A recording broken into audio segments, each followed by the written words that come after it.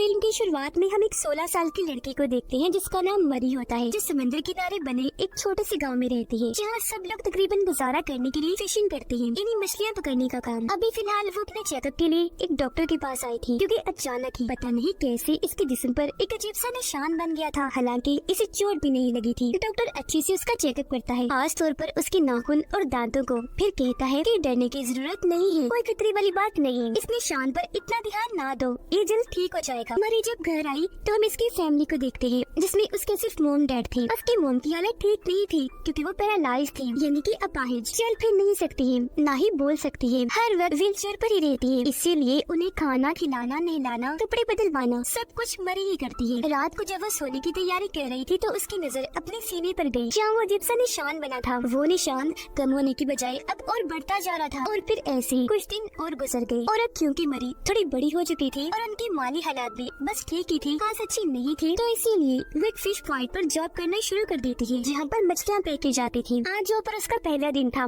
जहाँ काम उसे फिश पॉइंट का मैनेजर सिखा रहा था। एक बुरा वर्कर जिसे कोई भी अच्छे नहीं समझता था, वो दूर से खड़ा होकर मरी को बड़ी अजीब नजरों से घूरता जा रहा था। यहाँ मरी की नजर एक डिलीवरी बॉय पर गई, जो मछलियाँ हर घर में देने का काम करता था, जिसका नाम डैनियल था। वो भी मरी को देख रहा था। दोनों एक दूसरे को पहले ही नजर में पसंद आ गई थी। अब जब डैनियल मछलियाँ उठाकर जा रहा था तो उस बुरे वर्कर की वजह से वो नीचे गिर गया, जिससे उसकी सारी मछलियाँ भी नीचे गिर जाती है। ये देखकर मरी जल्दी से उसकी मदद करने आई और इस तरह उन दोनों की बात शुरू हो गई। इसके बाद मरी जब खराब मछलियाँ बाहर फेंकने गई तो बुरा वर्कर उससे मछलियों वाले कचरे में फेंक देता है, जो पूरी तरह खराब सड़ी मछलियों और पानी से भरा हुआ था। थोड़ी ही देर में मरी वहाँ से बाहर आ गई, जहाँ बाकी वर्कर भी खड़े हुए थे, लेकिन वो हैरान होने की बजाय ऐसे खड़े थे जैसे कोई नॉर्मल चीज हुई हो, और तो और फिर तालियां बजाने लगते हैं, ये कहते हुए कि काम पर पहले दिन सबका वेलकम ऐसे किया जाता है। काम खत्म करने के बाद जब वो घर आई तो देखती है कि आज भी हमारे घर डॉक्टर आए हुए हैं, जो उसकी मॉम को लेकर बड़ी सीरियस बात कर रहे थे, और अपने साथ एक फाइल भी लाए होते हैं, जो अभी उन्होंने हाथ में पकड़ी हुई थी। लेकिन जैसे मरी अंदर आई, वो फाइल को अपने बॉक्स में बंद कर लेती है, जैसे वो ये सब कुछ मरी से छुपाना चाहती है। मरी अपने डैड से पूछती है कि क्या हुआ, सब खैरियत है,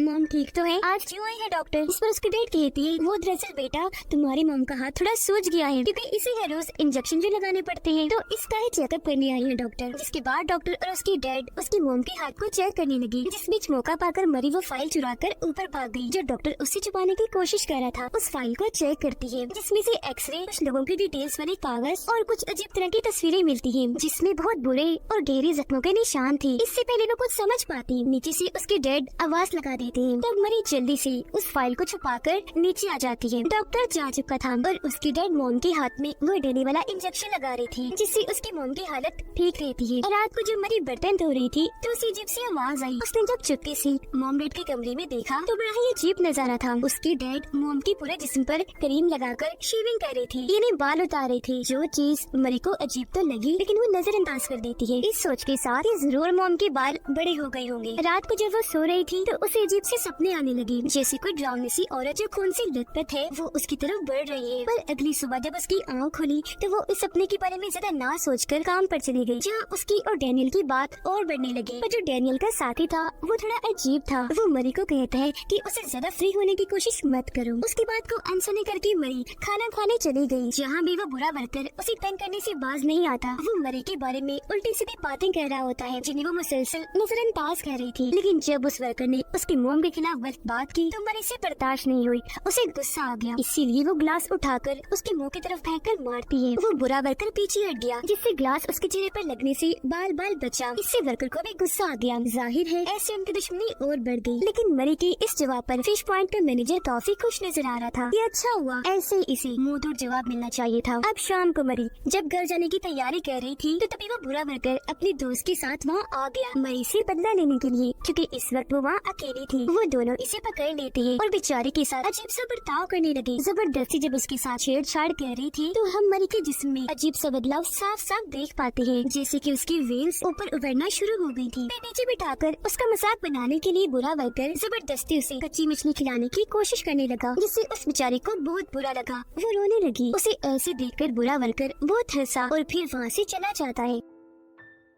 घर आकर भी वो दुखी नजर आ रही थी क्योंकि जो आज उसके साथ हुआ उस बारे में ही सोच रही थी। लेकिन जब उसने शीशे में खुद को देखा उसके ज़हन से एकदम ये सोच निकल गई क्योंकि सीने पर जहाँ निशान था वहाँ अब बाल हो गई थी। उसे फिक्र होने लगी क्योंकि जाहिर है ये नॉर्मल चीज तो बिल्कुल भी नहीं थी। उसे गुस्सा आने लगता है जिस वजह से वो बाथरूम में बेकाबू हो जाती है। अजीब तरह से इधर उधर खुद को मारने लगी। अब उसके इतना गुस्सा करने पर दोबारा से उसका जिस्म बदलने लगा जैसे उसकी हड्डियाँ उभर कर ऊपर आ रही हूँ, अपनी शेप और जगह बदल रही हूँ। लेकिन तभी बाहर उसे अपने डैड की आवाज सुनाई दी, इसलिए वो खुद पर जैसे तैसे काबू पा लेती है। अगले दिन जब वो अपनी मोम को बाहर सैर करवाने लेकर गई तो तभी वहाँ डैनियल आ गया जो मरी की मोम से हाथ मिलाता है। लेकिन उसकी मोम उसका हाथ ही पकड़ लेती है, छोड़ने का नाम ही नहीं लेती। पर वो बड़ी मुश्किल से अपना हाथ वापस ले ही लेता है। घर आने के बाद वो रोजाना की तरह अपनी मोम को खाना खिलाने लगी, पर आज पहली बार वो ये काम ठीक से नहीं कर पा रही थी क्योंकि सारा खाना उसके मोम के मुंह पर लग जाता है। वो ऐसा जानबूझ के कर रही थी क्योंकि रोज रोज ये करके वो तंग आ चुकी थी, उसे गुस्सा आ रहा था। तो आज वो अपनी मोम के साथ ही ये सलूक करने लगी। खाना वो खिलाने की बजाय उनके मुंह पर लगाती रहती है। उसके डैड को ये बुरा लगा तो मरी को वो ऐसे करने से रोकने लगी कि माँ है तुम्हारी, ये क्या फजूल हरकत है। पर यहाँ वो अपने डैड को ही बुरा भला बोलकर कमरे में चली गई कि आप खिला लो खाना, मैं रोज रोज ये काम करके पक गई हूँ। कमरे में आकर वो दोबारा से अपना निशान चेक करने लगी जो वक्त के साथ साथ बढ़ता जा रहा था। निशान के बढ़ने के साथ उसका गुस्सा भी बढ़ रहा था। तभी यहाँ उसके डैड भी आ गए और पूछ रहे थे ये क्या तरीका था बात करने का, क्या चल रहा है आखिर। इस पर वो कोई बात का जवाब ना देकर सीधा अपना निशान ही दिखा देती है जो देखकर वो दंग रह गई। ऐसा लग रहा था जैसे वो पहले से इस सब के बारे में जानते हो। मरी ने आज खुद ही उन बालों को साफ कर दिया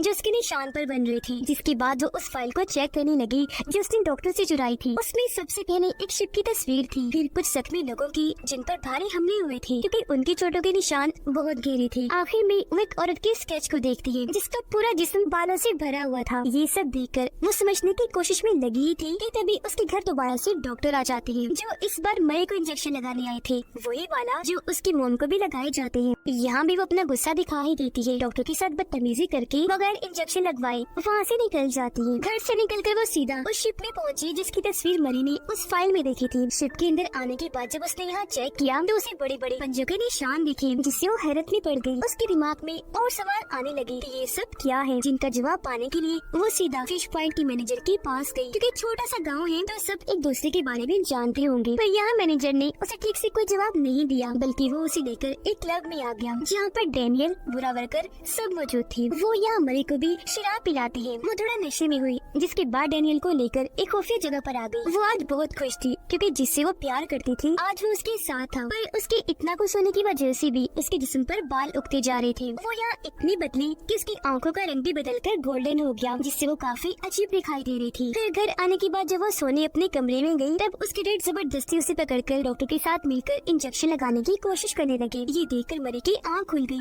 उसे हैरत हुई कि मेरे डैड ये क्यों कर रहे हैं। डॉक्टर उसे इंजेक्शन लगाने ही वाला था पर नहीं लगा पाता क्योंकि तभी उसकी मोम आकर डॉक्टर पर हमला कर देती है। उन्हें पकड़कर बुरी तरह गर्दन पर काट लेती है जिससे हम यहाँ सारी बात समझ जाते हैं कि असल में उसकी मोम एक वेयरवुल्फ है, यानी आधी इंसान और आधी भेड़िया। और मरी के साथ जो कुछ भी हो रहा है सच में वो उसकी मोम की वजह से ही हो रहा है क्योंकि मरी उनकी बेटी है इसलिए। ये चीज बचपन से ही मरी के अंदर थी लेकिन जब वो छोटी थी तो कुछ भी पता नहीं चल पाया। अब जब वो बड़ी हो गई है तो उसके सारे असरात दिखने लगे, यानी कि अब वो भी अपनी माँ की तरह वेयरवुल्फ बन रही है। यही वजह है कि उसके डैड बार बार इंजेक्शन लगाने की बात कर रहे थे क्योंकि वो जानते थे कि उससे मरी अपने कंट्रोल में रहेगी।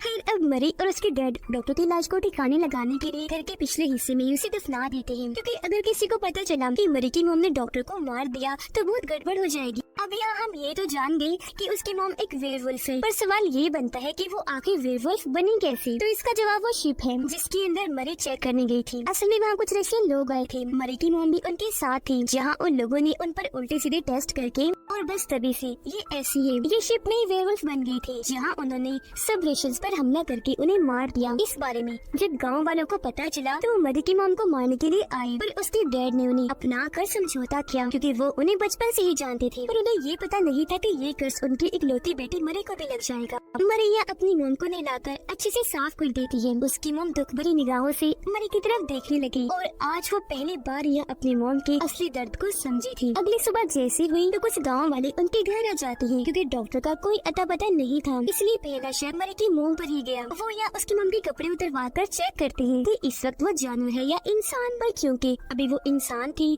तो गाँव वालों को वहाँ से जाना पड़ा। लेकिन वो शक भरी निगाहों से बार बार पीछे मुड़कर उसे देख रहे थे क्योंकि पूरी तरह उन्हें तसल्ली नहीं हुई थी। शाम को मरी काम से जब घर लौटी तो घर का दरवाजा खुला हुआ है। उसे अजीब लगा, इसलिए वो जल्दी से घर के अंदर आकर चेक करने लगी, जहाँ उसे बार टब में अपनी मॉम की लाश दिखी, जो देखकर वो काफी दुखी हो गई। उसे काफी गहरा सदमा लगा। इस बात का डर था वही हुआ। उनके जाने के बाद गाँव वाले चुपके से यहाँ आए और उसकी मॉम को मारने के बाद ऐसे फेंक कर चले गए। मरी काफी टूट गई, रोते रोते अपने डैड को कॉल करती है। तब उसके डैड जल्दी से घर आए। अपनी वाइफ की लाश को देखकर वो भी काफी दुख में चली गई, पर अब उन्हें इस बात की फिक्र थी कि अब गांव वालों की नजर मरी पर होगी। उसकी मॉम का फ्यूनरल किया जाता है, इन्हें दफनाया जा रहा था, जहाँ पर गांव के सभी लोग आते हैं। यहाँ पर मरी और उसके डैड बड़ी मुश्किल से खुद को संभाल रहे थे, पर जब ये लोग चर्च में थे तो मरी देखती है कि मेरे सारे नाखून उखड़ रहे हैं। हालांकि मरी कोशिश कर रही थी, पर उन्हें छुपाना मुश्किल था क्योंकि नाखूनों से निकलने वाला खून हर जगह टपक रहा था। लेकिन फिर आखिर में मरी ने फैसला किया कि अब मैं कुछ भी नहीं छुपाऊंगी, मैं सबको बता दूंगी कि अपने मॉम की तरह मैं भी वेयरवुल्फ हूँ, क्योंकि बेशक मैं एक जानवर बन सकती हूँ पर खुलकर जीने का हक मुझे भी है। दूर बैठा फिश पॉइंट का मैनेजर उसे सर हिलाकर ऐसा करने से मना कर रहा था क्योंकि वो समझ गया था कि मरी के इरादे क्या है, वो क्या करना चाहती है। लेकिन फिर भी मरी ने बारी बारी सबके पास जाकर सबको अपने नाखून दिखा ही दिए, जिस वजह से उसके डैड भी काफी घबरा गई क्योंकि वो जानती थी कि मौका मिलते ही गाँव वाले इससे भी मार देंगे। इसलिए वो फ्यूनरल को छोड़कर उसे घर ले आई। समझाने की कोशिश करती है कि खुद पर काबू पाओ और अपनी पहचान को छुपा के रखो कि तुम भी आधे जानवर हो। पर मरी तो कुछ भी समझने को तैयार नहीं थी। उसे गुस्सा आ रहा था जो वो कांच के गिलास को चबा कर दिखा रही थी। ऐसा करने से उसके मुंह से खून आने लगा। अब यहाँ वो जितना ज्यादा गुस्सा करेगी उतनी ही जल्दी वो जानवर बनेगी, यानी वेयरवुल्फ। अगले दिन वो देखती है कि बाल मेरे माथे पर भी उग रहे हैं, जो उसके डैड ने भी देख लिए थे। इसीलिए उसे बाहर जाने से मना कर रही थी, पर वो कहाँ सुनने वाली थी। बाहर चली ही जाती है क्योंकि उसे आजादी चाहिए थी, जो ये गाँव वाले उसे नहीं दे सकते। अब जब वो काम पर आई तो हर कोई उसके जिस्म पर उगने वाले बड़े बड़े बालों को साफ साफ देख पा रहा था। अब इस वक्त तो कोई भी उसे कुछ नहीं कहता, लेकिन शाम को जब वो घर जा रही थी तो गांव के बहुत सारे लोग उसके पीछे पड़ जाते हैं। वो भागे और अपनी जान बचाने के लिए मैनेजर के घर जाने की कोशिश करने लगी, पर उसने भी दरवाजा नहीं खोला। वो वहाँ से भाग जाती है और क्योंकि भागते भागते उसे काफी देर हो गई थी तो अब यहाँ वो काम लेती है अपने गुस्से से। वो आगे बढ़ी जहाँ पर एक लड़का बाइक पर बैठा हुआ था। तब मरी वेयरवुल्फ बनकर झपट कर आई और उस पर हमला कर देती है, फिर उसके गले पर काटकर उसे कच्चा ही खा जाती है। अब ये गांव वाला और कोई नहीं बल्कि बुरा वर्कर था, जिससे वो समझ गई कि अब मुझे कोई भी नहीं छोड़ेगा, क्योंकि ये हरकत उसने सबके सामने की थी।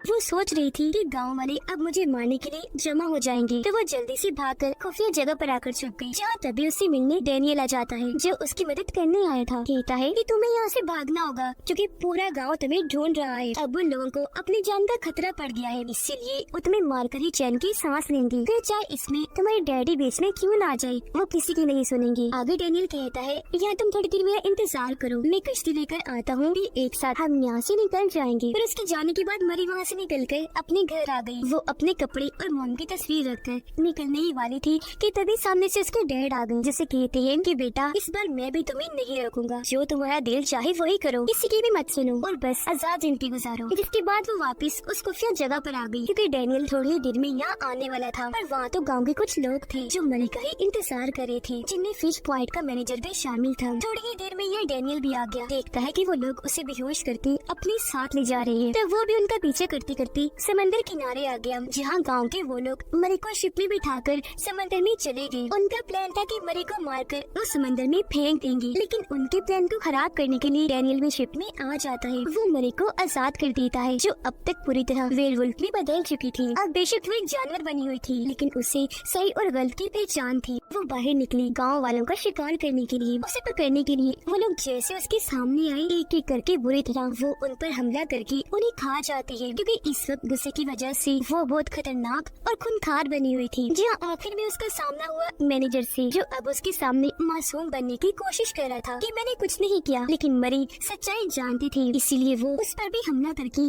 उसे काट कर चीर देती है और यहाँ उसने सबको मार दिया। डेनियल उसे ऐसा पाकर उसके पास आने से डर रहा था, क्योंकि जब मरी ने पीछे मुड़ के देखा तो वो बहुत डरावनी लग रही थी, पर वो उसे कुछ नहीं कहती क्योंकि जानती थी कि डेनियल मेरे लिए खतरा नहीं है, बल्कि ये मुझसे प्यार करता है और है इससे, जिससे हम यहाँ समझ पाए कि इसकी तरह इसकी मॉम को भी अच्छे बुरे का फर्क था कि कौन मेरे लिए खतरा है और कौन नहीं। बेकसूर लोगों को कुछ नहीं कहना, लेकिन फिर भी इन जालिम इंसानों ने अपने बचाव और सिर्फ डर की बुनियाद पर उस बेचारे को हमेशा पैरालाइज करके रखा। अब ये सब मरी करना तो नहीं चाहती थी, पर अपने बचाव में उसे ऐसा करना पड़ा। उसे दुख था, इसीलिए वो रोने लगती है। तब डैनियल उसे गले से लगाकर हौसला देता है और ये लोग उस शिप को लेकर आगे निकल गए एक नई दुनिया बसाने के लिए। और इसी के साथ इस फिल्म की कहानी इधर ही खत्म हो जाती है।